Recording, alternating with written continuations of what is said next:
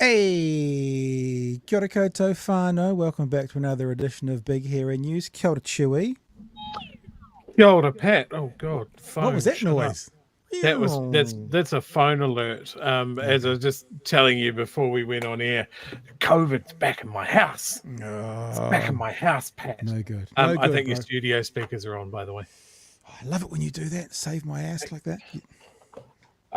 Yes, my mother-in-law is over from England and has had a lovely time in Fiordland and has spent the day shivering and feverish. And my partner's taken her down to A&E and has just messaged me saying, "Yep, that's COVID."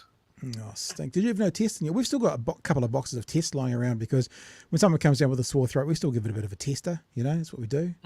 Literally didn't have the chance.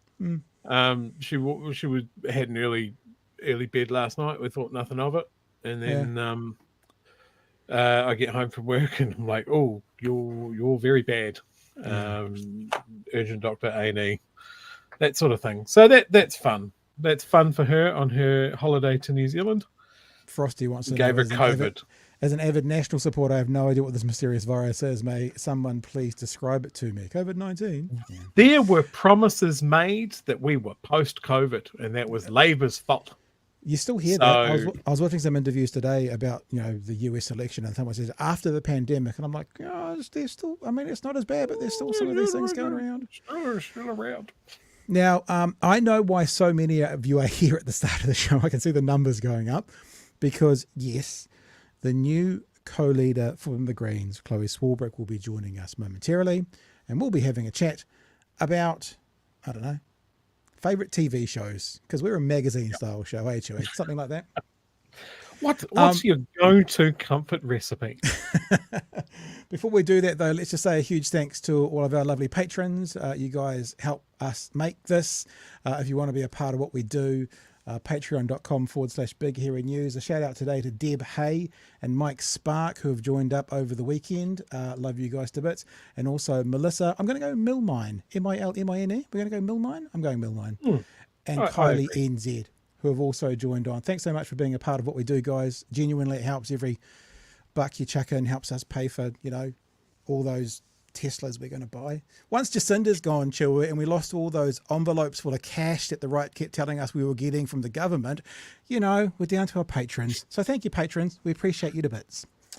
Speaking of that, I don't know if you saw the very interesting discussion I had in the YouTube comments over the weekend. Somebody accused me and you of being journalists.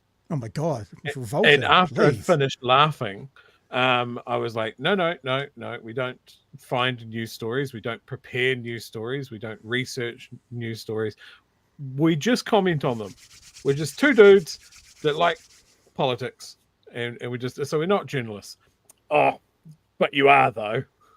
And we went backwards and forwards. And I said, no, none of us have the qualification. None of us work in that field.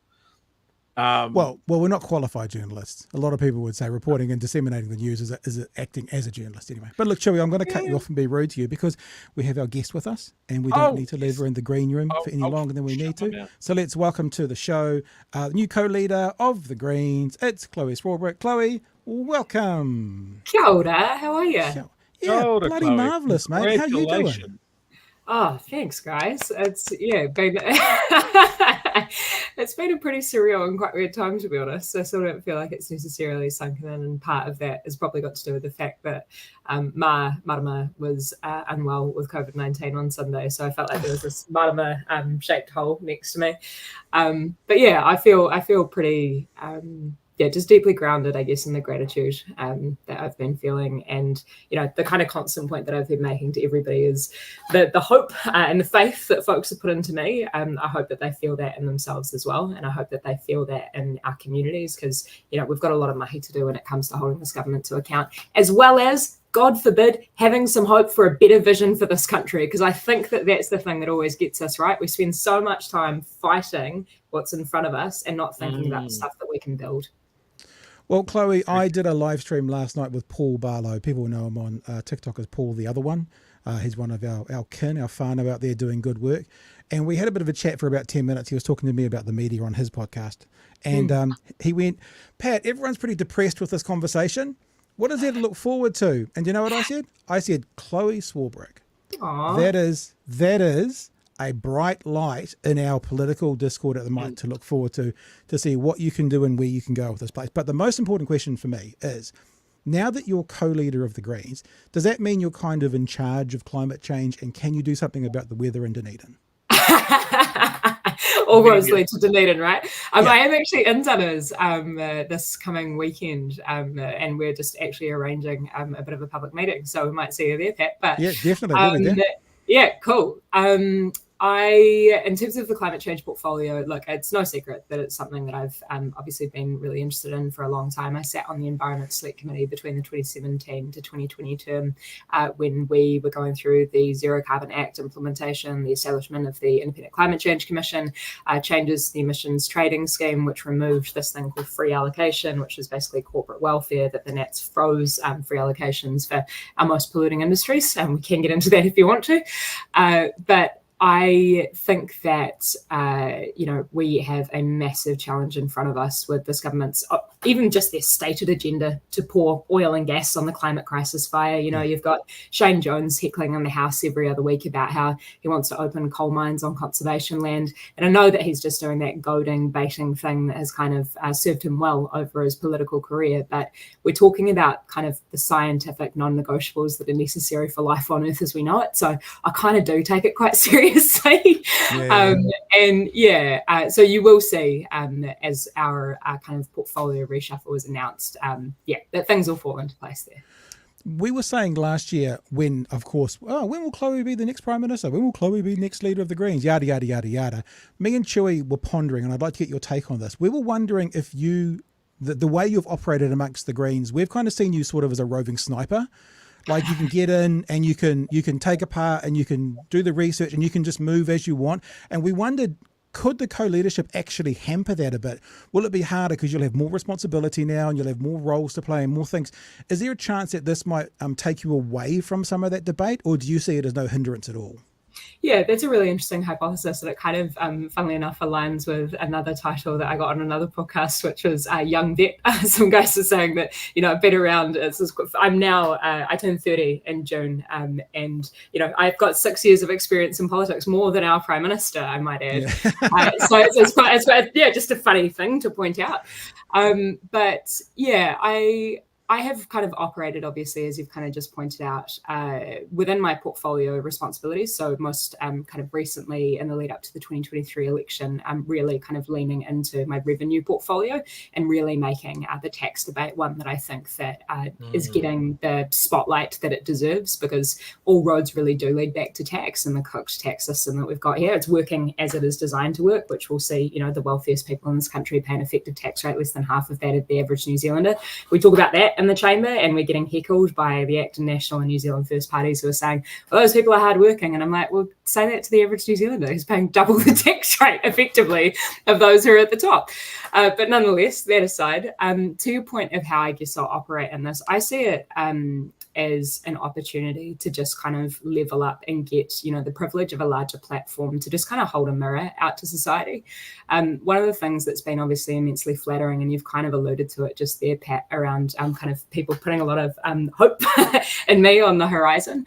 But I don't think that change happens just because one person at the top says that that's the way that things have to happen. I mean, if you look back at history, including here in Aotearoa in New Zealand, it wasn't because there was one person who said that that's what had to happen. It was because tens of thousands, if not hundreds of thousands, if not millions of New Zealanders mobilised to hold the government and those in power to account and to make that happen, to build a political movement for that change.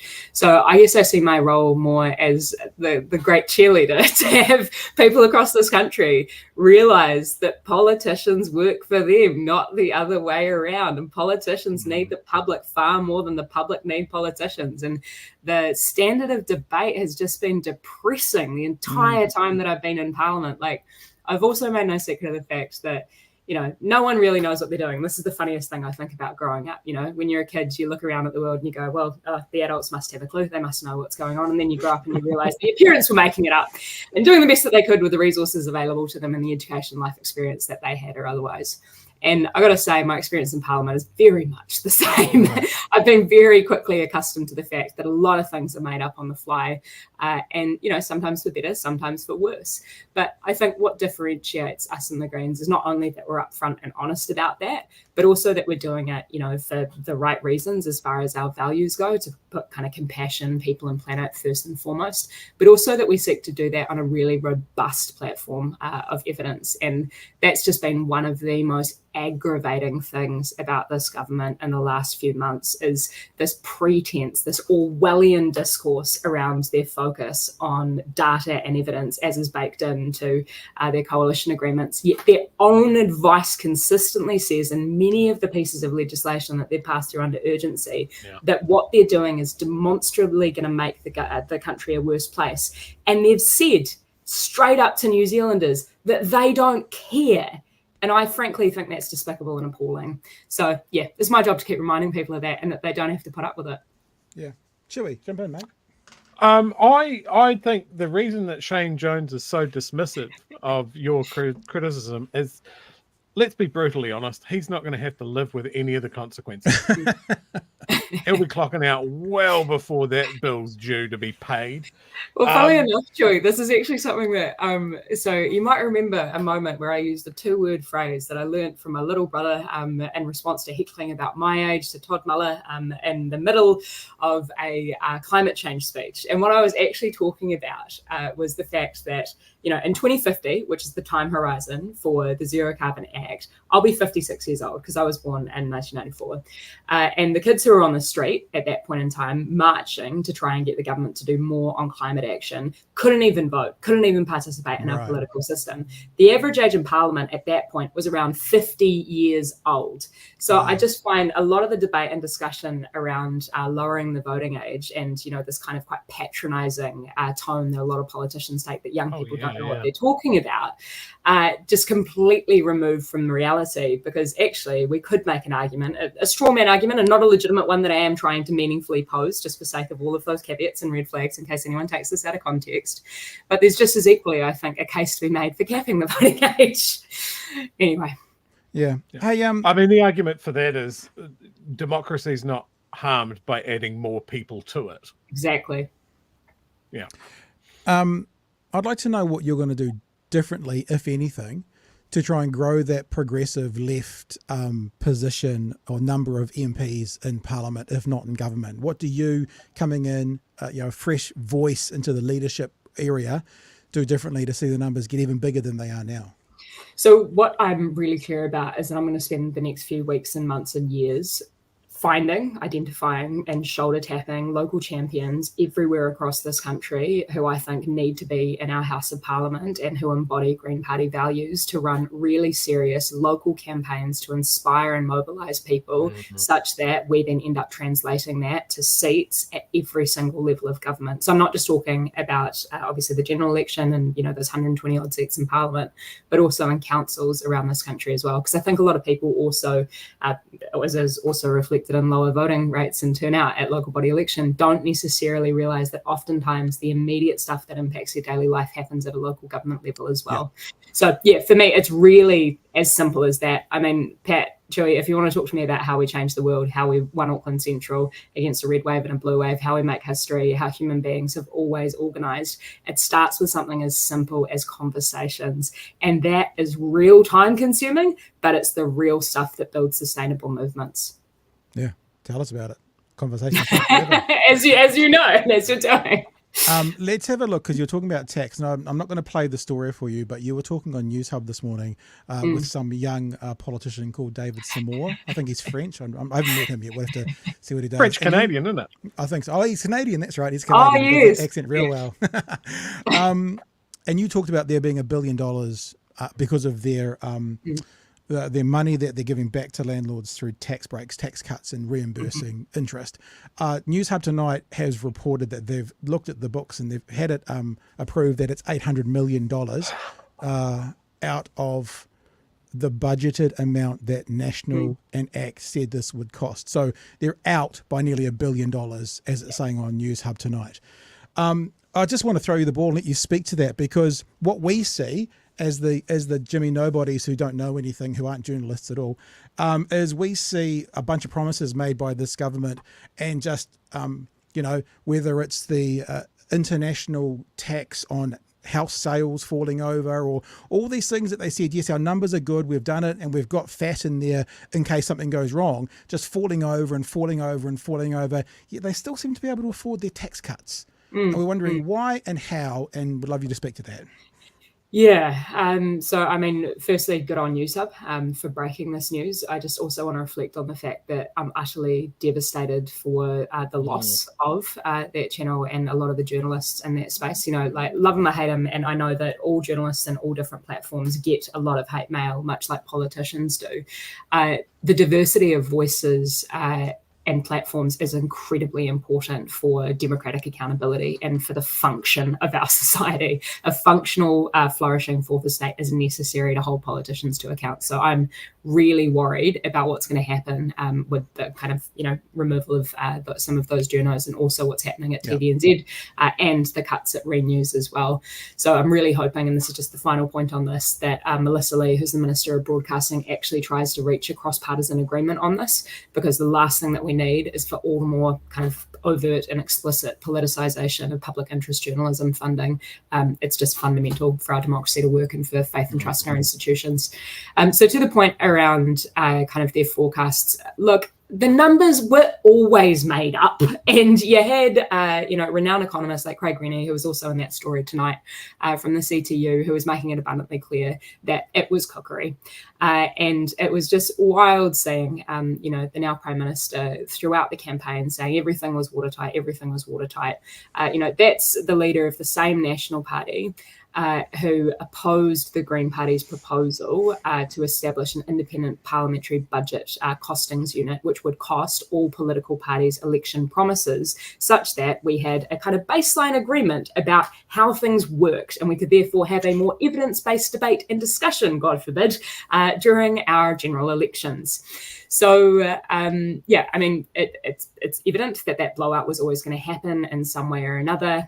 The second thing is I'd make the point around choices. As you just kind of alluded to, Pat, this is now forecasted to be a $2.9 billion policy to implement over the next 4 years. That is $2.9 billion that is not going to be spent on other things like the crumbling public infrastructure around us. I was also on AM talking about the pink concert and the fact that, folks were not able to get functional public transport in and out of that. It's frankly embarrassing. We call ourselves a world-class city. This is, we're a third of the population live, and we can't properly invest in getting people around it. It costs us billions of dollars in productivity costs, if you're solely to look at it from a right-wing kind of perspective, not to mention the healthcare and mental health kind of impacts of that kind of stuff. And then the climate and environmental ones too. So at that point around choices, this government is making an explicit choice to hand over, during what they are calling a cost of living crisis, $2.9 billion to those who evidently sit at the kind of further to the top end of town, those who own assets and are able to rent them out and to borrow against them and otherwise. The argument that I have also heard made around how this is somehow going to be passed on to renters is just economic ridiculousness. And you'll get tons of independent economists that can say this, but, Shamubil Yaqub is a good one to kind of look to on this, who has made the point that, we're not looking at pass-through costs here. At a point in time when we had a few years ago prior to COVID-19 among, historically low mortgage rates. We didn't see that passed along to renters. We then had historically high rental costs as well.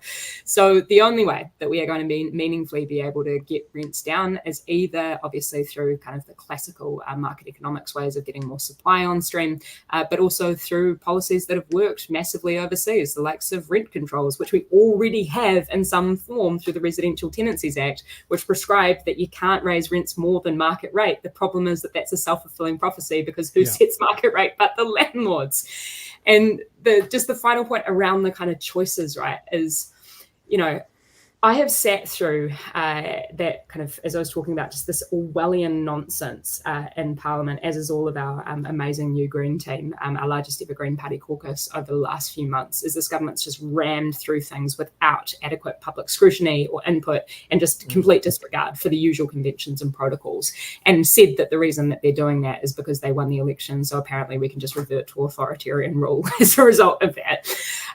But they also didn't campaign on things like reversing the smoke-free generation policies, which, mean demonstrably, again, and their evidence shows, is going to result in more people smoking for longer, and therefore more people dying, because this is a product which kills half of its consumers. That will give them a revenue boost of approximately $500 million per year.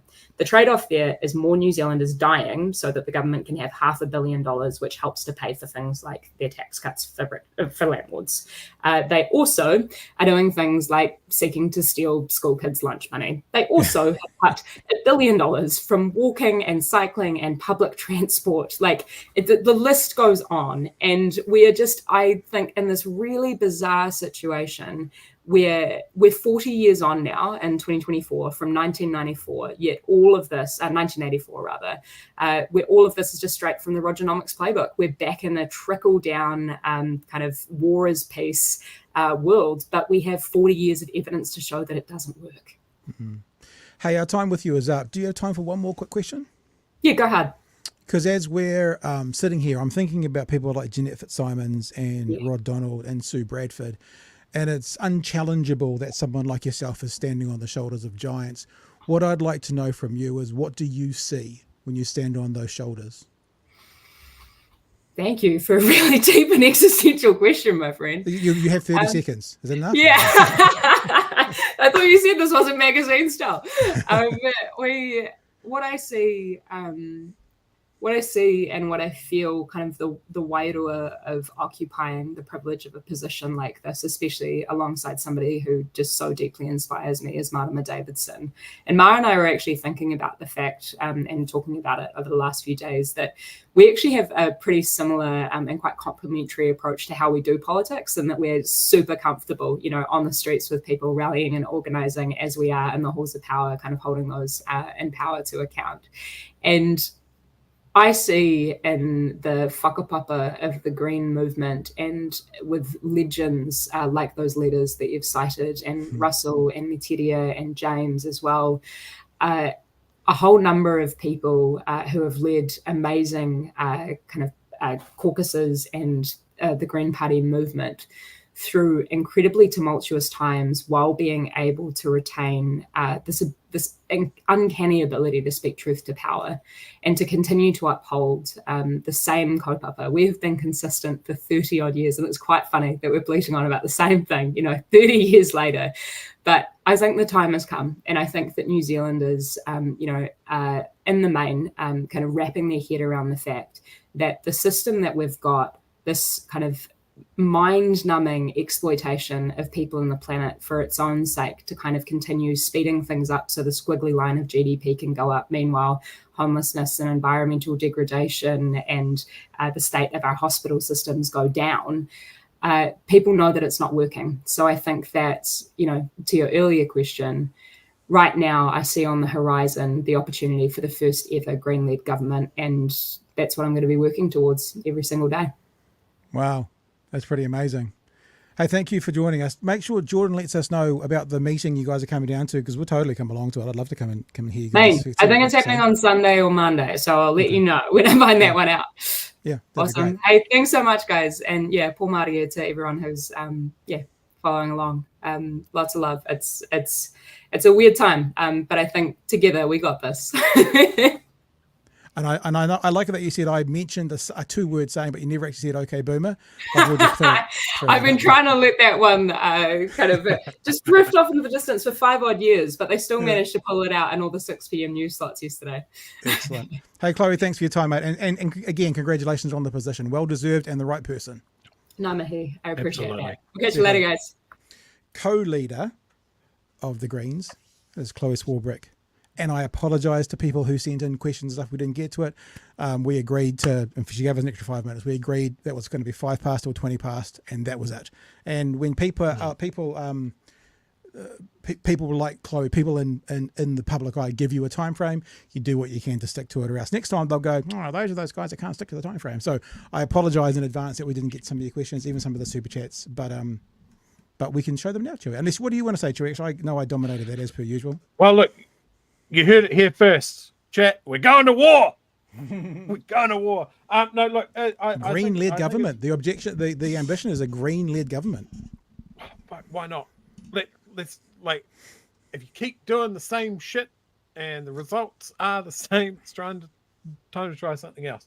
That was so eloquent. What you just said there was so eloquent. I just love that. I love it how that kind of Shakespearean language just drips off the tongue. I am an excellent worder. I word at a high level. Thank you. No, look, I'm stoked to hear a couple of things. Like, one of the most exciting things about the last election was the Green tax policy, and I'm glad to see that they are not just going to go, oh well, that didn't work, and just carry on. I think that's a potential seismic shift for this country. Yeah. And this whole idea of going, wealthy people don't have to pay their fair share does not sit well with me. This may shock some of our regular viewers. It's exciting. Yeah. It really is exciting. And it's good to have those feelings in our political discussion after the last 100 days where nothing's exciting and everything's terrible. Yeah. I'm absolutely blown away by this almost $1 billion funding hole that we've now just casually mentioned, stacking that on top of the massive. Yes, absolutely. Okay, why don't we do this? Just add it to the pile of money that they're like, oh, our sums are shitty. Well, I guess if their roading's out by 24 billion, what's another billion? I mean, you know. Before we do that, though, True, let's just, because people have done super chats and I appreciate them, and I'm sorry if some of them are direct questions to Khloe, but as I said, we had it for 15 minutes and we just had to get through what we could. I'm sure Khloe will be back again. I might even take my camera and little mic along on Monday if that's when they're doing a meeting down here. Spide says, congratulations, Khloe. Loved seeing you and all the other people making speeches at Britomart on Saturday. #Free Palestine. Peter says, I hope this turns a corner on some very rough times for the Green. Best of luck, Greens. Best of luck from Khloe, Peter. And thank you to both Spiderhoof and to Peter for those super chats. Jackson Media says, can we get Khloe's endorsement for a name for a rescue kitten who we found on weekend and have found a new home forever? The proposed Khloe Swarbrick. That's pretty good. Oh, that's very good. Approved. Yeah. Well, I'll stick that through to her PA later on today, Jackson. We'll let you know tomorrow. I'm sure that'll be approved. Kookie, and thanks for the super chat. Kookie, thanks for the super chat. I can never arrive on time. And JC, thank you for the $10. Congrats, Khloe. Our branch was unanimous in supporting you. We are all very fired up to do our part with you in this fight. Keep up your legendary work. And that's all the super chats who have been in. Thank you. I do apologise that we didn't maybe get to put some of those straight to Khloe, but we will book in some time with her again and get her in and do like a whole show. And then it'll be like half the time will be yours. That couldn't happen tonight, though. We're playing the long game, people. We want we want to have the first Prime Minister on BHN. So we've got to play our cards right. It's well, not going to be Luxon. I got to tell you something. ACT won't talk to us. I've approached Brooke and I've approached David, and just no answer to the emails. Just will not do it. Just absolutely refuse to. So maybe it'll have to be a lefty. Maybe she'll be the first one.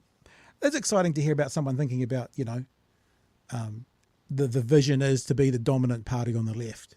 I mean, I remember talking to Julianne Gentra, and the Greens have this thing where they set like almost an unattainable goal. and that's what they go for, and they might not get it for decades, but they have it out there, and they have it as I did a debate, not me personally, but there was a debate that I did with Julianne Genter and somebody else on housing affordability and housing, and it was quality affordable housing is a right, because that was a Green Party statement. And I asked Julianne Genter, well, what if it's quality but it's not affordable, or what if it's affordable but it's not quality? And Julianne just explained that they have this target, and like maybe it's going to be in 2030 they'll be able to get there, but they seek it, they set it, and they go for it, and so maybe that's a bit what that is. So very cool. All right. I actually had a different story lined up for this. I had the one from last night, but tonight's story on News Hub showed those numbers being out. So let us have a look at the story. Oh gosh, sign of the devil, 666 people watching right now. Boom. Let's have a look at the story from tonight, because once again, when it's come to their calculations, this government has been left wanting when it comes to interest deductibility for landlords. Checklist tidied away, now on with the rest of the government's agenda, including restoring deductibility for mortgage interest on residential investment properties. The commitment agreed to in coalition negotiations was to phase in the policy and backdate it for the current financial year. That promise was broken. It will now be phased in from the next financial year. It's just a reality of where we sit with the fiscal situation here in New Zealand at the moment. See if you can pick out what the PR spun was from the ninth floor, because Jenna does well and points out how he uses this phrase about 6 times. Translation, too expensive. Not that Luxon could say so. It's acknowledgement of the fiscal situation that we've inherited. Again, just acknowledgement of the fiscal situation we've inherited. We appraise the economic environment as it is, and will continue to do so. And where we're delivering our policy, we might make adjustments along the way. That's okay. So what that basically is blame Labor. That's why I was saying blame, because it's what we've inherited. Nothing to do. Remember, we had this conversation before. We had it with Craig Rennie, I think, when he came on. It's not about what they've been left with. It's about paying for what they've projected. But National's trying to say it's all because of what's been before. But actually, the numbers are so bad, and they got to change things based on what they've promised. So it's actually forward-looking for what they want to do and what they've promised to do and what they're going to pay their funders back for, as opposed to what's been left. That's a very important point to remember. So here's some of these numbers. Official costings released to News Hub show the policy will cost $360 million in the first year, growing to $915 million a year by the 2027-28 fiscal year. National only budgeted it costing $650 million a year by then. That's more than $250 million difference. The same National that claimed all its numbers were solid as a rock. Rock solid, rock solid, rock solid, rock solid. Do you still stand by the comment that your numbers were rock solid on the campaign? Yeah, at that time, absolutely. How did you get your numbers so wrong on the interest deductibility then? Oh, we didn't. We didn't. The policy will cost a total of $2.9 billion over 4 years. That's $800 million more than National calculated, partly due to costing differences, partly because it comes in faster, closer to ACT's campaign promise. ACT only budgeted $2.7 billion for it. It doesn't cost. The government doesn't have money. It takes money. This is weasel words. It doesn't cost because the government's not paying for it. It's less money coming in. But that means other things can't be done. So the cost of other things are impaired. But this is weasel. I should be careful. Maybe that's why they won't come on. This is weasel words, trying to say that this is not a cost to the government. Off New Zealanders. So when you say it costs, what you're really meaning is that the government is going to take less money and take less money out of residential rental housing. So there's actually going to be a better market for renters. The Council of Trade Unions argues the money could be better directed to those struggling. $3 billion, which is $1 billion more than National had promised in its overall tax plans. What it does is it reduces the scope for other expenditure. So that could be less expenditure on health and education and else on other bits of public investment. If you are thinking about the renters of New Zealand, which is where I'd hope you might. This is the other bullshit, yeah, and I've jotted this down in my notes for another time. I'm ready for this. This is a fairy tale, right? I just, like, all I want to ask Mr. Luxon is first of all, Mr. Luxon, show me how much you've reduced the rents from on your rental properties, right? That's the first thing, if it's downward pressure. But the second thing is, show me evidence anytime, anywhere that rents have gone down when landlords have got a perk, right? Because they don't. In fact, this is the party that was saying the reason that GST off fruit and veggies wouldn't work is that the supermarkets would not drop their value, they'd just make more profit. So why do they say it's going to happen to supermarkets, but all of a sudden landlords are going to be all altruistic and they're going to pass it on? Of course they're not. So a landlord can either make $100 a week or $180 a week. Oh, no, we'll just keep it at 100 and knock your rent back by $80. Of course they're not going to do it. It's fairy tale stuff, Chewy. People in the chat that have rented or are currently renting, when ever have you received a rent reduction? Don't worry, I'll wait. I've rented most of my adult life and have never received a reduction in rent. Yeah. But I've been thankful that a landlord has kept the rent the same year on year. Yep. But I have never received a reduction of rent. And this is why this is fucking fantasy. That because they've got interest deductibility, they're suddenly going to wind back the rent. It's absolute bullshit fantasy. They could open it up to every renter in the country. There's not going to be a single person that comes back and goes, oh yeah, my landlord did. Yeah. Absolute rubbish. Unless the politicians do, because they're smart, because everyone knows that's going to be the first question in the next election cycle. How much did you reduce your rent by?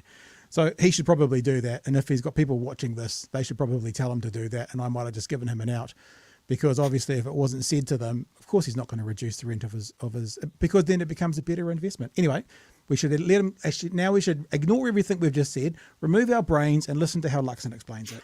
Be thinking, you would be very, they will be very grateful for the fact that we are doing everything we can to increase the supply of rental properties across New Zealand. Hoping the landlord tax break trickles down.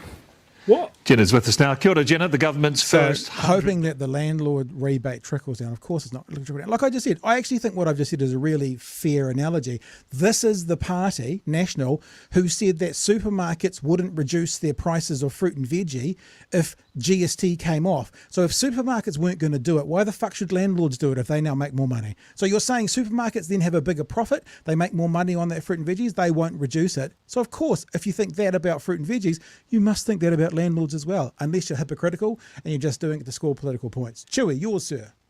It is just fucking crazy. He is drawing a direct line between we're going to do this nice thing for landlords, and that is going to mean that there's more rental properties. Do you know what makes more rental properties?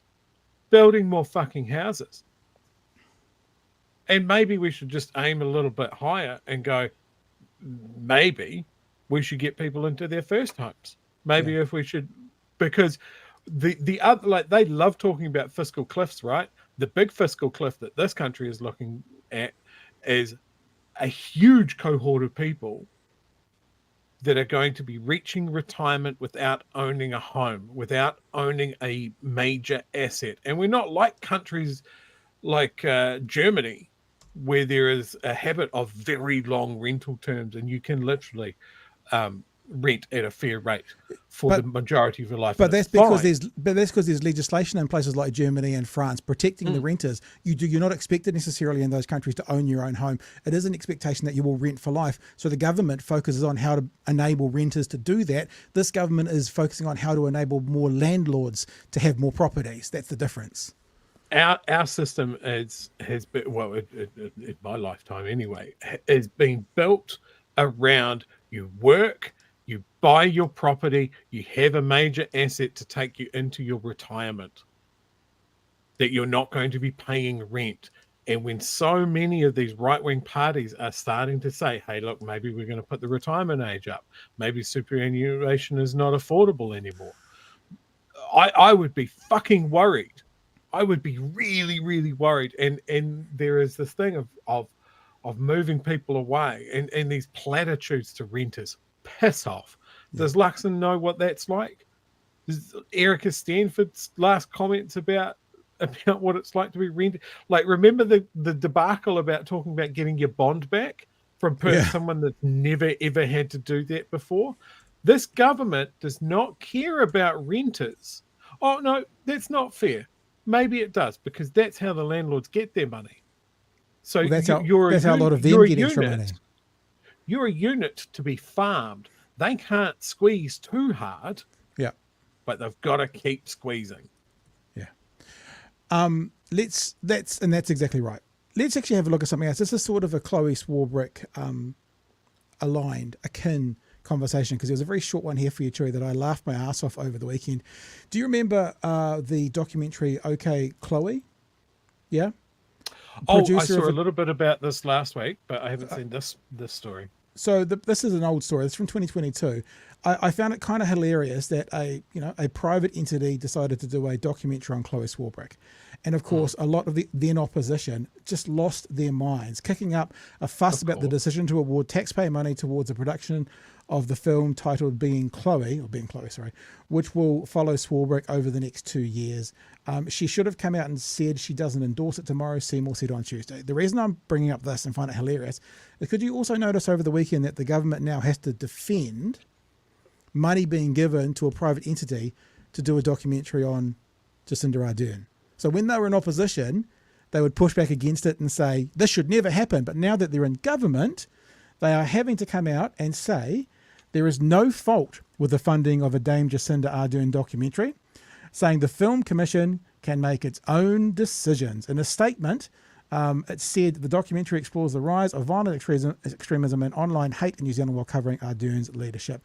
Reacting on Sunday, Minister for Arts, Culture and Heritage Paul Goldsmith said the commission was a Crown entity that operated arm's length from the government.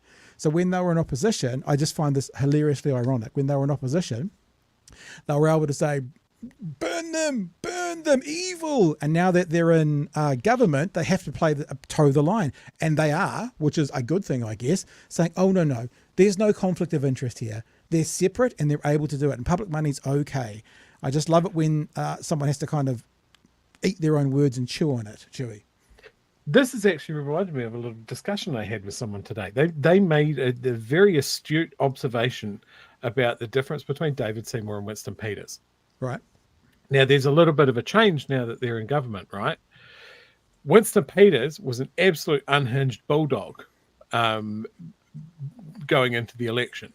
And now that he's foreign minister and deputy prime minister, he's ramped it back a little bit. Yeah. Because he doesn't have to put on the dog and pony show anymore. He's in. He's being a politician. He's doing what we thought they would all do. He's being a politician. Yeah. Exactly. However, David Seymour has not made this transition. He's still being an arrogant, smarmy prick. And he's not making that thing of like, you don't need to behave like this, man. You're in. He's still banging the same drum. And it puts him in the position of exactly what you've pointed out. Yeah.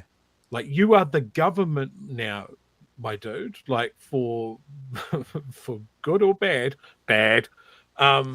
you are the guy that is there. You can't keep performing the way that you have been. But he's going to, and it makes him incredibly unlikable in my view. The biggest video that we had last week, out of the clips that I make, was the one on YouTube titled David Seymour seems to have FU power over Christopher Luxon. Same on Twitter, because this is what he's doing. He's basically got fuck you power. He's like Beyonce. Beyonce's got fuck you money over anyone she wants. That was the joke that was made back in the day. Whereas he's got fuck you power. And I don't know if that's true, Chewy, about telling him he should pull it back, or if, for example, this is actually what he's going to now do, and he is running rings around Christopher Luxon. And maybe because Winston's, a bit more old school, he's got his baubles, he can have his international travel and first class stay, and he can just enjoy it. But it's like, I think David Seymour's making a point. He's like, just remember, sonny boy who's been here for 5 years, if it's not for me, you ain't got nothing. I just wonder. I wonder if he's making a point. And so when he does something completely contrary to handbooks or even laws, talking about directing a TVNZ journalist, he's able to go, no, I don't know. I didn't break any rules. And Luxon goes, no, I haven't heard that statement, which is what he said. Yeah. Have you heard it yet, Mr. Luxon? What do you say now? Oh, no, I haven't got around to hearing that yet. I actually, this is the question that I didn't get to ask Khloe. We were talking about her portfolios and responsibilities. We didn't really ask for any comment on the one that she hasn't talked about, which is the portfolio of ruining David Seymour's weekend every weekend in a row. Yeah. Okay. Anything in the chat you want to get to? I think there was a few more super chats there. We better get those out there to the lovely. Oh, there's so many that I've started right from the start. How about this one here? Nikora C says $5 super chat. Thank you for that, sir. I for one welcome our new god Emperor Khloe. P.S. Te Pāti Māori and Greens have record results in 2023. Only Labour dropped the ball. One term coalition, chaos and coalition together. Oh, that's very good. I like that. Yeah, I like that one. Thank you for that. And Oh, Frosty, man, throwing the cat amongst the pigeons. Actually, I don't think that's that hard based on what you've just said, because I would agree with what you're about to say. Yeah, that kind of dovetails really well. And I mean, I don't like Winston Peters. I don't like the audience that he's talking to. No. However, I think historically and now, he's not a bad foreign minister. I wouldn't go that far, but I would say I would see him as more of a politician fitting the shape of a politician today. So he's not raising the buildings to the ground. He's not going scorched earth. That's what it is. Seymour's going scorched earth, yeah, and Peters is not. Everything that old mate Mr. Seymour wanted to get through before the election, he's kind of got big chunks of it. Everything that Winston got through was talking to all the anti-trans, anti-mandate people. There's not really anything he's going to get through or got through, because it's like, well, there are no mandates.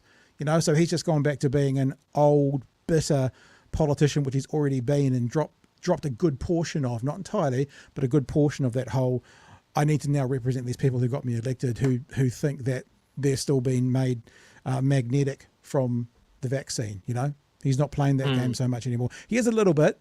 I mean, there was I believe a bill put forward about sports and changing rooms and stuff the other day, but it's very, compared to what he was promising and compared to the difference between David Seymour promising and implementing and Winston Peters promising and implementing is night and day, those two. Yeah. So that revolting question, which we don't want to answer, if I was forced to answer between those two, I think it'd have to be Winston. Think so? Yeah, I think I would have to agree. Preferably no. I think Seymour's track record and who he's talking to and the things, the way that he positions his arguments and that sort of thing is an order of magnitude more worrying to me. Yeah. No, I hear you. All right, let's get on to the next story. And hello to everyone who's joining us tonight for the first time. It's lovely to see you. We're here 4 nights a week. Try the fish. Is that what you say? Monday to Thursday, 9 p.m. And if you like what you're doing, you can jump on board, be part of the team by supporting us at patreon.com/Big Hairy News. Or, like we always say, just share our stuff around. Definitely subscribe to the YouTube channel and click that notification bell, because there are times that we do kind of go live at odd hours. Like if something happens, we've gone woke. That's in the background.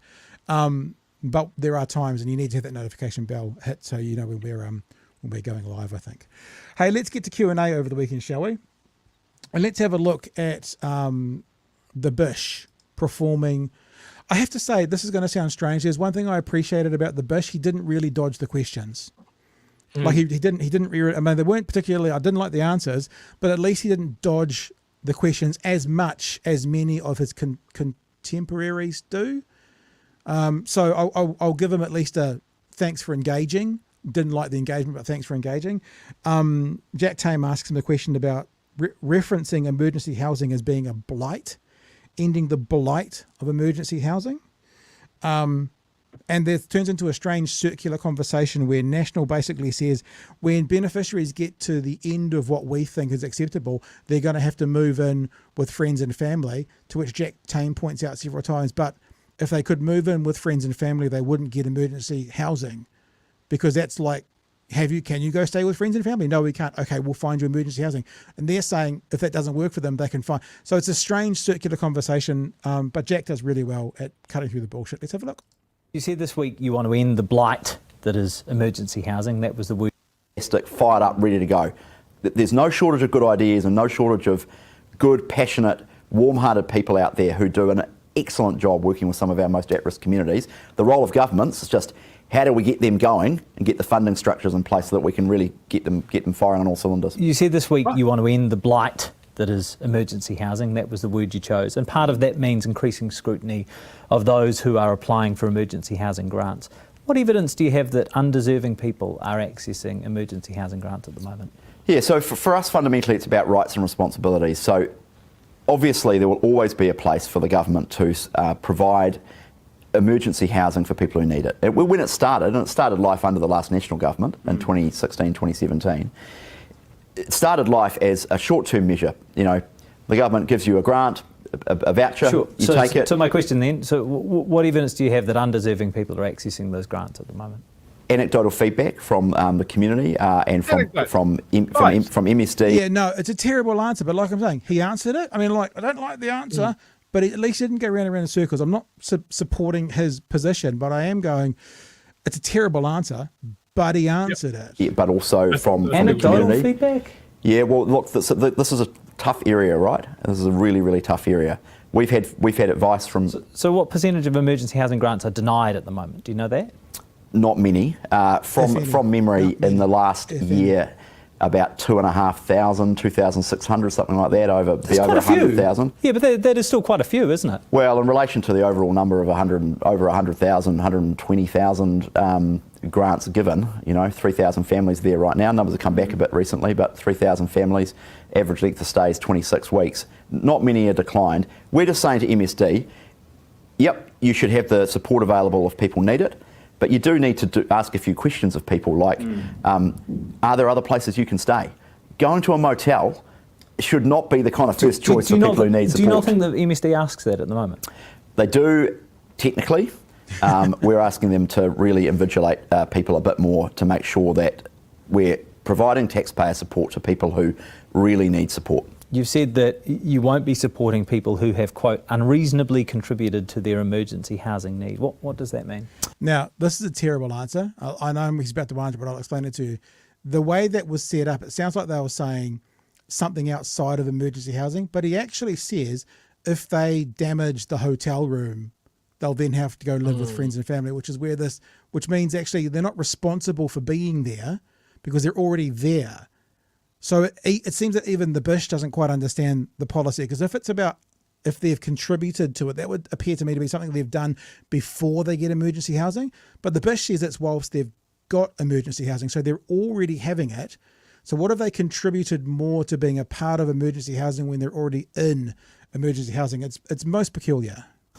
Unfortunately, there are a group of people who abuse their rights and privileges when it comes to emergency housing. They trash the place, for example, and people watching. This is people who are applying for grants in the first place, and if they've unreasonably contributed to the emergency housing need, that suggests that people have to reapply, right? That's the thing, is people often the grants are for, say, a week, 2 weeks, 3 weeks. People have to reapply if you. And you've shortened that window now too. And we're going to shorten that window, yes. So just to be clear though, so if someone has unreasonably contributed to their emergency housing need, you're talking about someone who's already in emergency housing or in social housing and has trashed the place. Yeah, I mean, unfortunately, there are a group of people. So no one's in favour of people trashing motel rooms, but how have they contributed to being in that motel room, after they get put in it and they trash it? That's not contributing them to being in emergency housing because they're already in it. So I wonder, I'm almost being a bit generous here, I wonder if the Bish has got this wrong, which he shouldn't have, because it doesn't make any logical sense. He's saying, if you have contributed to being in emergency housing by messing up the emergency housing you're already in, then you won't be able to apply to be in emergency housing. It's just, it's a strange thing. It's a dumb answer. Like, oh God, I'm having to interpret National Party policy. Like, surely the answer here is what he means is you were in a private rental and you didn't pay rent, or you got thrown out or evicted, and you unreasonably contributed to that circumstance, then we don't necessarily have to give you emergency housing. That's what he's meaning to say, I guess. Well, maybe, because he gets 4 or 5 chances and he keeps going back. Jack actually says, so you're talking about people in emergency, and he goes, yep. So this is why I'm like, he has to be pretty stupid to miss the direct questions that Jack's answering him. If it's like someone who has wasted all their money at Sky City or something, so they've contributed to having no money, so therefore they need emergency housing, or they haven't paid their rent for 3 months, so they've contributed to it, so they then have emergency housing. Whereas that's not the question. And Bishop's answered it by saying this is about people already in emergency housing. It's quite bizarre. We'll play a bit more because it does get more circular. Who do that, and there'll be people watching this morning who will have seen that in their own communities, and it's tragic. But the taxpayer at some point has to say, look, we're not just going to keep funding you to trash motel rooms and live in squalor. I don't think New Zealanders would accept that. So where do those people go? Great question. Well, ultimately, they will have to go and bunk with friends and family. And that's what some people do now. But wouldn't they have done that when MSD had given them the greater scrutiny that you're introducing? Well, theoretically. So to get emergency housing, you basically have to have no friends and family to bunk with. So now he's saying if we kick you out of emergency housing, you can go and bunk with friends and family, which they don't have because they had to not have them to get emergency housing. And this is where it goes round and round and round. And hope, that's what we want to try and get to. So they only get emergency housing if they don't have anyone to stay with. We want to make it genuinely a last resort. We want to make sure. So the frustration in Bish's voice is he going, we're trying to make this a last resort, but we can't figure out how. That's basically what he's saying. Because it seems that what he's saying is it already is a last resort. So this is already a last resort. You have to not be able to go stay with friends and family. This has to be the last resort. And Nationals come in going, we got to make this the last resort. It already is the last resort. Well, we're going to make it harder anyway. So then it appears like it's even the last resort because everything he's saying makes no sense because you can't go and stay with friends and family to get emergency housing. But if they kick you out of emergency housing, you have to go with friends and family that you can't do. It doesn't make any sense at all. Round and round and round and round and round and round. Look, Jack goes, where do these people go? And I feel like that big sigh before the Bish answered was look, Jack, we don't care. Yeah. We don't care where they go. Or we want them off our lists. Yep. We don't want to be paying for this. So maybe if they just go and camp out under a bridge or down by the river or next to the Oval, down by the motorway, and eventually the problem will attrit itself out of the books. Yeah. Do you get me, Jack? Yeah. Light up my thinking cigarette and away we go. We're accessing emergency housing. It's there as the final port of call for people who actually need it. And that's how it started, but it's grown into this giant so my industry. question is, what happens to those people who, for whom it is a last resort, who you say have unreasonably contributed to their emergency housing need by trashing it, for example? There'll always be support for people who need it. The New Zealand government is not going to sit around. That's not really what you're saying. I get that, but you're saying that people who don't respect the roof over their heads, funded by the taxpayer, should not expect to continue having that support. So my question is, where do those people go? At the most basic. So Bishop says we will always be there to support some people, but what about those people that you're throwing out? Again, don't really know how to answer that because it doesn't make sense, and I know it doesn't in my head. Level, there may well be people who miss out on emergency housing support. We are tightening the eligibility. And so where do they go? Well, they will have to find an alternative place to stay, but the taxpayer at some point has to say, what's an alternative place to stay? We're not funding your bad lifestyle choices. I understand. What's an alternative place to stay? Friends and family. That's what people do now, and that's what and that option becomes available. They only get emergency housing if they don't have friends or family. That's the scrutiny that you're introducing. Well, not necessarily. At the moment, the status quo. These changes are happening. We're going around in circles. But yes, we are. But these changes are happening contemporaneously. These are the rules and settings that you are applying. Unbelievable. Yeah. So I've got another 2-minute clip to play from this as well. But anything you want to jump in on that? So that because it's such a weak argument, and I do feel like they've kind of gone, in the back room, they've made up these policies and they've written them out. And they're like, oh, these will sell well, and this will be a good bumper sticker, and this will be a good headline. Now we need to implement it to make this like the last resort. Well, it already is the last resort. Shit. How can we reword it to make it sound like it's not the last resort? Oh, I know. If they've contributed to themselves, but that means they're already in housing. Oh shit. It just goes round and round and round and round and round. I've mentioned before that National are short-term thinkers. Yep. They think one step, right? And they're talking to their base and they're doing it based on vibes and all of that stuff. And I see that there's a couple of people in the chat talking about, well, maybe they don't deserve it and maybe they should get a job and stop smoking and drinking and all of this sort of stuff. It's all short-term thinking when you're thinking of that. The long-term thinking is these people might have kids. And we want to get kids out of this fucking loop that their parents have been put in. Yeah. And we do that by making sure that they're healthy and fed and housed and going to school.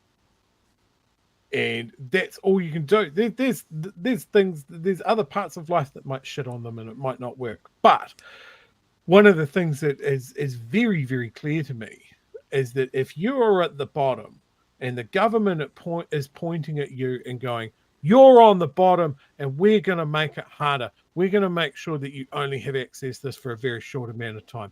We're going to quiz you about why your friends and family can't put you up. Because when you're on the bottom, chances are so are your friends.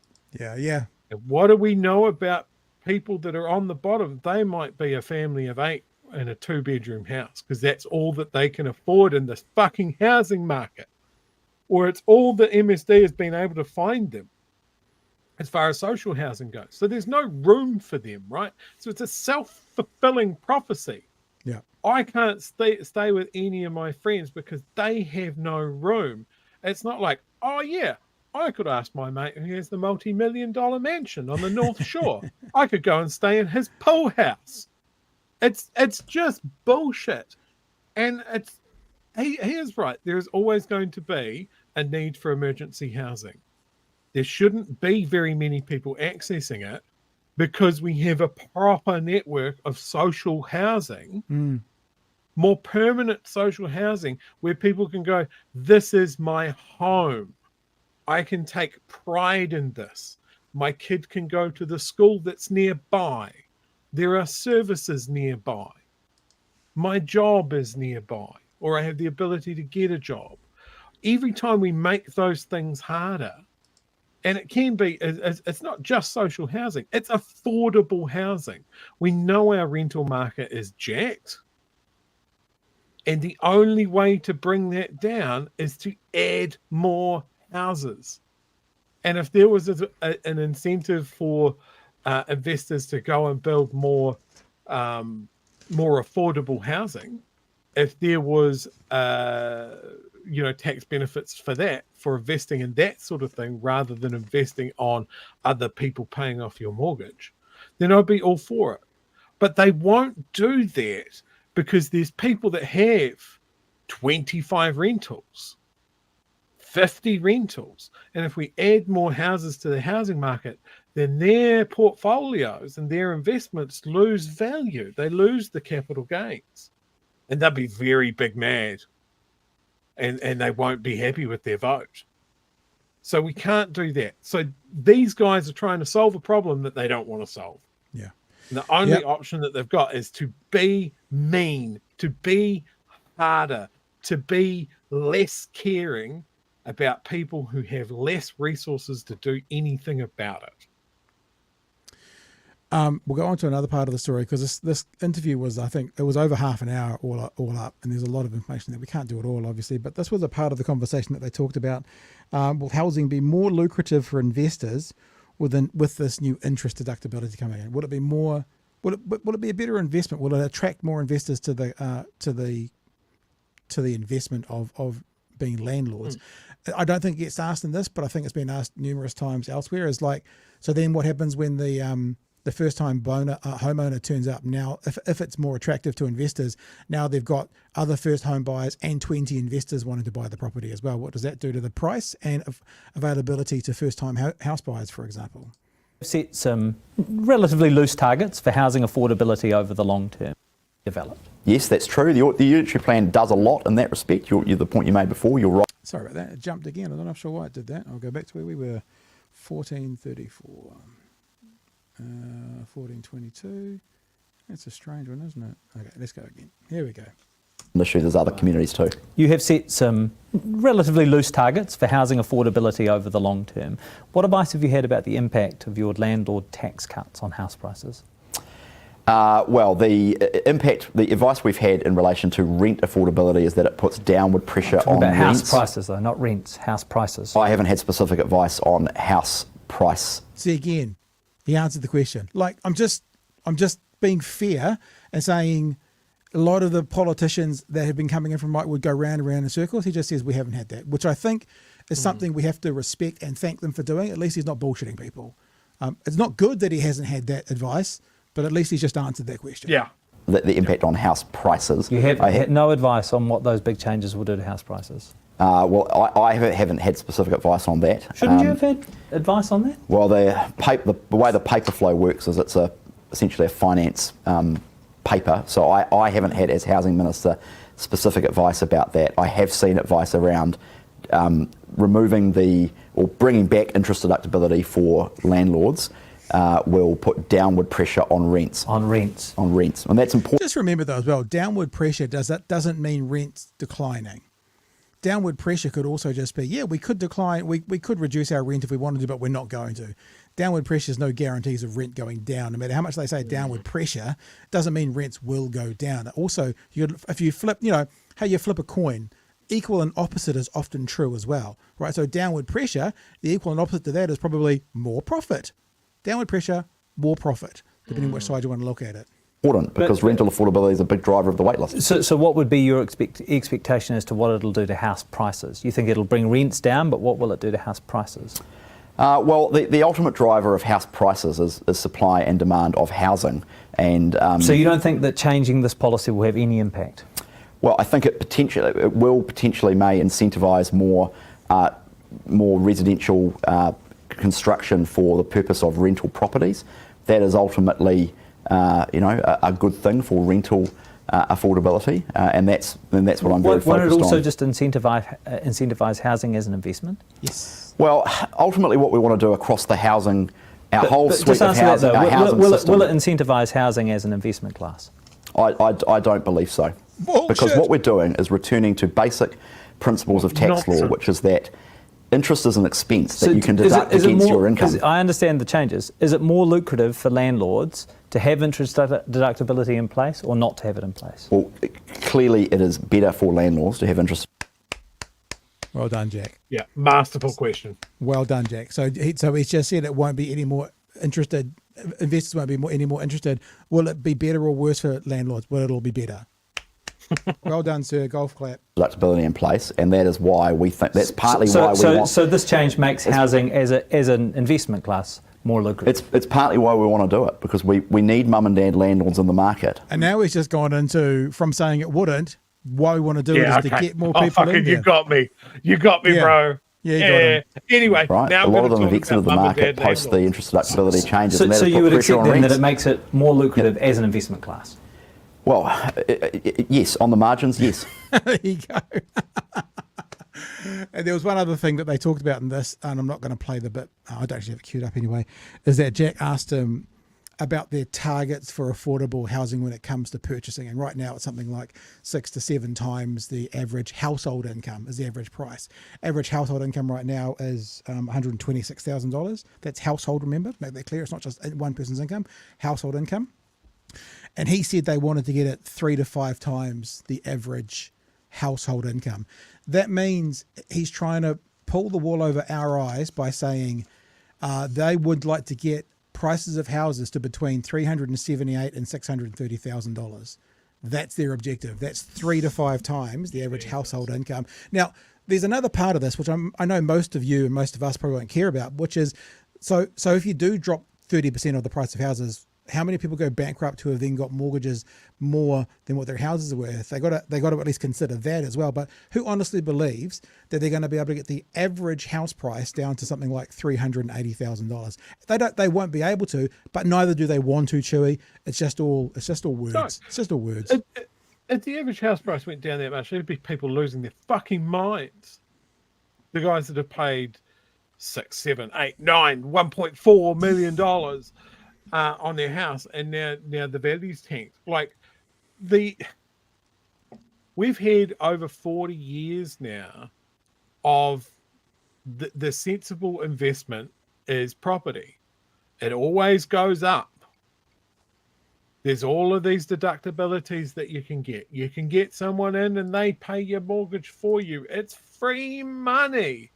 And if you want a nice retirement, that's what you've got to do. And this is something that we know here doesn't work, and it hasn't worked overseas as well. It's cooked every housing market that it's been deployed in. I'm specifically talking about here, Australia, the UK, the US. It is fucked. Yeah. Like, you have people that have more cash flow or more equity just hoover up more and more property, and they completely screw the market. But it takes money away from investing in businesses. Traditionally, that's been the investment, right? There's someone with a good idea and they want money, and they promise that they'll give that money back and more once the idea works. And you get businesses, you get inventions, you get manufacturing, you get all of these good things that really keep an economy humming. Here in New Zealand, our economy is mainly based off selling old houses to one another. Yeah. And it's how many houses can you stack up? I had a rental and I didn't want to keep it. I couldn't just function that way. It just felt wrong that there was something that I could sell and that it could be somebody else's first home rather than me writing everything off and just what's the minimum amount of expenditure for the maximum amount of rent, and that was me having my own sister living in it. I couldn't do that to a fucking stranger. And it's just so cooked. We've seen this. How long of a timeline do we need before we go, oh, this is actually fucked? And how do we survive tanking the housing market? Yeah. The question is then, because We've now got question to is, what do you do? That's the question. You got to scare people into the fact that they've got to divest and put their money into something else. I think the answer is, though, building more houses, because to be honest, the average, and look, I'm not defending wealthy landlords or anything, but I'm saying the average person who's just bought a house in the last couple of years, they don't, just your mum and dad, just your young couple, whatever, they've got their first house, they don't want to see their house values drop by 40%, 30%, 20%, because then they could be going bankrupt. But new houses coming onto the market built in a certain way at a certain price, getting clever buildings bought in place, providing new houses to come into the marketplace rather than what you were talking about, Terry, which is just trading old houses to each other. That's probably the best way to do it, and bring those houses in at a different point level if you can. Figure out how to do that. And then you can make those houses at a different price without the older houses and the people who've already put money into their houses having to lose their shirts, their savings, their investment, personal investment to themselves as well. Because that's always the question. How do you then do it? How do you not ruin every homeowner today whilst making it fairer for the person buying it tomorrow? I don't have an answer to that, but that's a question that needs to be answered. I think there's no easy single answer to it, but it's a combination of things, right? It is, as Khloes said, rent control. It is a land tax. It is rules against fucking Airbnb. How many people are sitting on a house that's empty building tax? Yeah, 2/3 of the time. Yeah. And it's just it's a business. No, fuck, it's not. But then for those people, this is where you have to work it out. I don't have an answer, right? But those people, let's say they're making $1,000 a week from their Airbnb, and if they then rent it, they're making $500 a week or $350 a week. Like, it has to be a conversation as to what happens there as well. I'm not saying, well, because just to say, screw you guys, take your $350 and be glad about it, that's not actually a way to get this put into legislation. So you have to then at least have this conversation and try and figure out, because doing anything by just massive force is always going to leave a sector of society out. So how do you get that group of people who want Airbnb at the moment to come on the journey so they can see that it's better, not just for them, but for the first home buyers, for the community, for the renters, to actually not do it that way? How do we have that conversation and do it?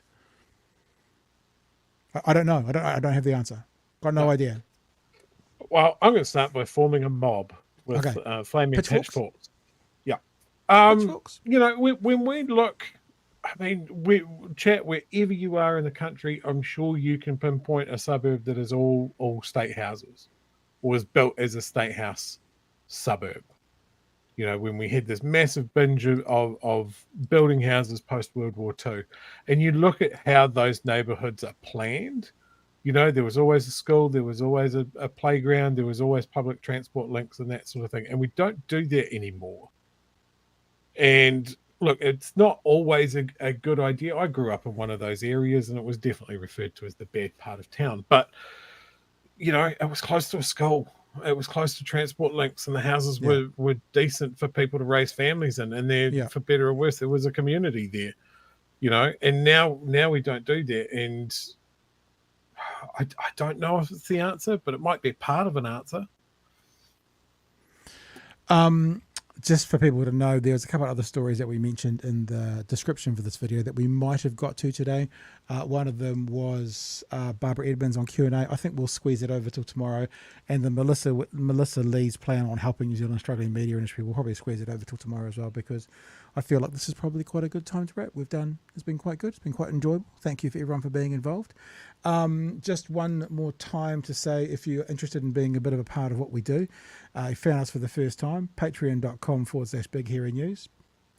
We get early release. In fact, I've got an interview tomorrow morning with someone from a lobby group lobbying for TVNZ to be paid for by a broadcasting fee. And I'll be recording that conversation tomorrow morning about 11 a.m. And then that interview, once I edit it, will be going up on the Patreon, so people get early access to things like that we do, along with a bunch of other stuff as well. So if you're enjoying what we do, you like being a part of who we are, and you've just maybe found us for the first time tonight, patreon.com/Big Hairy News to be a part of our whānau. You're a part of our whānau if you're watching, but you're you're just a little bit closer. Hey, Chewy, a little bit closer part of our whānau if you're part of the patrons. Oh, that's about us. What else is there? Anything else? Oh, I just got one thing, and it'll be real quick, I promise. We talked a little bit last week about the submissions on electric car rucks and that sort of thing, and I urged people to make a submission. I made a submission. Also, on Friday, I tuned into the live stream of the submissions committee, which I found enlightening. Okay. To hear, I think it was chaired by Andrew Foster, and there were a couple of people there that I can't remember. But to hear the question directed at one of the the people that made public submissions and were there on Zoom, the quality of the questions that they got was mind-boggling when you think that these are the people that are going to be making the recommendations and that sort of thing. Yeah. And a lot of the submitters said, hey, just to point out, like, here's the things that I think about road user charges and that sort of thing. And it was overwhelmingly, we all agree that road user charges should come in, but your numbers are fucked. Can I ask you a question? Because you know this better than me, because I've obviously, you know this, true, but others may not be quite aware. I'm looking at an EV at the moment. In fact, I might pull the trigger before the end of the week, Chewy. Because what I worked it out to be was, to do 500 Ks is about $10, $12, $14 worth of electricity from your home. If you add in the road user charges, that's about another, what did I work it out? 1,000 Ks. 1,000 Ks, you're paying about I'm paying about $100 for the electricity and the road user charges, versus my petrol car, which is about 400. So even though that's much better, it's only 1/4 the price. It doesn't feel like it did a few weeks ago, and I was thinking, gosh, $20 of electricity to get me that far. Is that a fair amount, do you think, for someone to have an EV, like $75 per 1,000 Ks? Or is it, when we say it's not being fair, are we saying that the heavier vehicles like the truck should be paying more and personal vehicles should be paying less? What's the deal? Yeah, so a lot of the submitters, they were pointing out that the numbers aren't fair. So, and it all comes down to the fact that they have calculated an average, say, an average vehicle that uses X amount of litres of fuel per 100 Ks. Or whatever, and they're using a different measurement for different cars. Yeah. And all the submitters, all the public submitters, and the Motor Trade Association, and a bunch of other big organisations and that sort of thing went, basically, your numbers are wrong, your numbers aren't fair. And there was a lot of quibbling around the edges, but ultimately everyone was saying, you keep on saying you're going to bring in road user charges for all passenger vehicles, just do that. Just work the numbers out and do that, and that's how this process is supposed to work. But you gave us 2 days to submit. Yeah, right. And when I'm talking about some of the qualities of the questions, so these are members of the public like me that have ticked a box that says, yeah, I'm happy to be on Zoom and you can ask me questions. Yeah. Some of the questions that people got is, can you please explain to me what a plug-in hybrid vehicle is? That were the questions from the public. That was a question from one of the officials or the MP or whatever, right, gotcha, to a member of the public. Oh. And then another one, which was that guy that you were talking about the other day, someone Luxton. Yeah, from Tauranga. Was just kept on asking questions about the emission trading scheme, again, to members of the public. And they all went basically like, I don't see that's relevant. And I can't explain to you the ins and outs of the emission trading scheme. I'm just saying that road user charges shouldn't be $76 per 1,000 Ks. They should be 54.